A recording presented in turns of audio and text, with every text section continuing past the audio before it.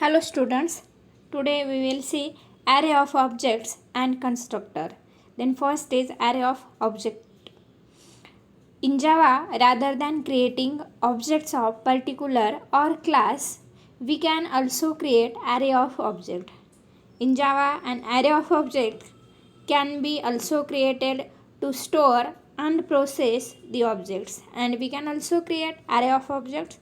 The process to declare and create an array of object is similar to the process of declaring and creating an array of simple data types. It is possible to create array of objects of user created or user defined class. When we create an array of objects, then the data type get replaced with the class name. The following syntax to declare and create the array of objects. This is the syntax of array of objects. Class name, then array size, then new is equal to new class name and size of array. Then an array that contains class type element are also known as an array of object. It store the reference variable of the objects. Creating an array of objects, there are three types. First is class name objects is equal to new class name array length. This is the declare and instantiations of an array of objects. Then class name object array or class name object array. These are the three ways of creating an array of objects. The array of objects store the values like object zeroth place object stores variables 1 2. Then second objects also contains variables, and object third that means array second contains variables. These are the storing variables in array of objects. Here the example of array of object.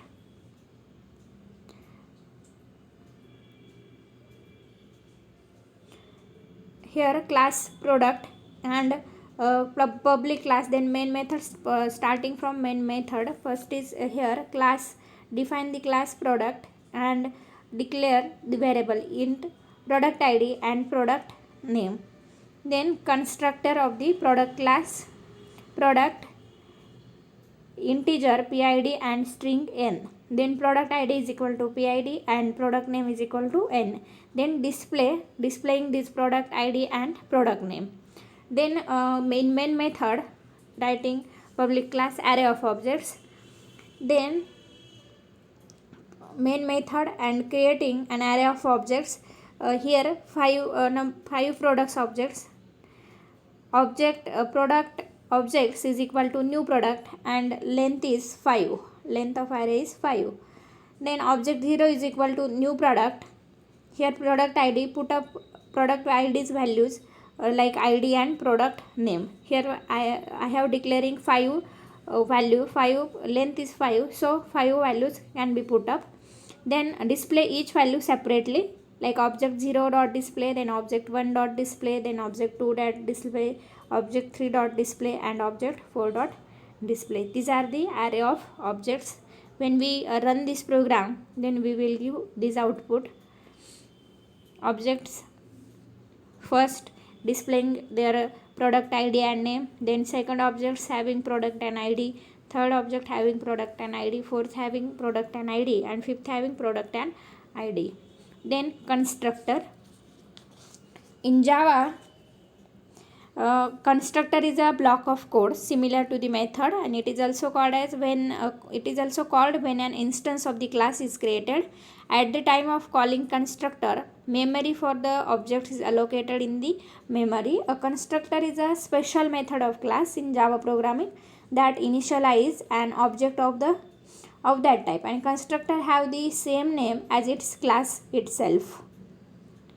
At the time of calling constructor, memory for the object is allocated in the memory, and it is the special type of method which is used to initialize the objects. And every time an object is created using the new keyword, at least one constructor is called.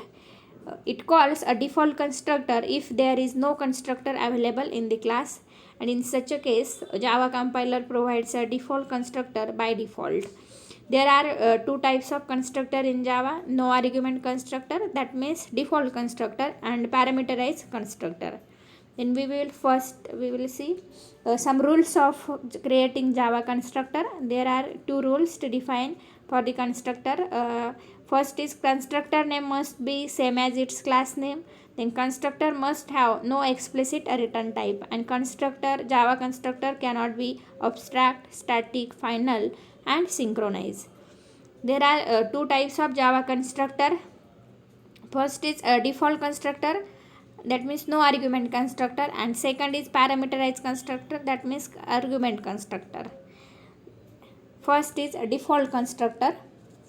A constructor is called as a default constructor when it does not have any parameter. The constructor which does not accept any argument is called as a default constructor. The argument list is void. In other words, when objects is created in Java, Java creates a non-argument constructor automatically, known as a default constructor. It does not contain any parameter, nor does it contain any statement in its body. Its only purpose is to enable you to create the object of the class type, and default constructor provides default value to the objects like 0, null, etc. depending on the data types. Here the syntax of default constructor: class name, parenthesis, opening and closing bracket. Then what is the purpose of default constructor? The default constructor is used to provide the default values to the objects like 0 and null, etc. depending on the type. Then example of default constructor: here class student3 and data types contains the student id and student name. Then method to display the value of id and name: void display and printing id and name. Then main method creating objects: student3 s1 is equal to new students. In this bracket, here no argument is declared. Then second, student3 s2 is equal to new student. This is also without arguments. And displaying the values of object like s1 dot display and s2 dot display. Then there is no values pass or no pass any arguments. So this is the default argument. So it returns 0 and output will be 0, 0. Then parameterized constructor. Constructor will has a specific number of parameter. It's called as a parameterized constructor. A constructor can take value, and value is called as an argument. That means value is also known as arguments. The constructor that has parameters is known as a parameterized constructor, and parameterized constructor is used to provide different values to the distinct objects. And using parameterized constructor, it is possible to initialize object with different set of values at the time of their creation.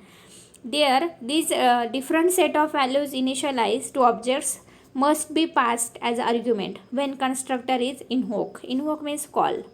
The parameter list can be specified in the parenthesis in the same way as a parameter list is specified in the methods.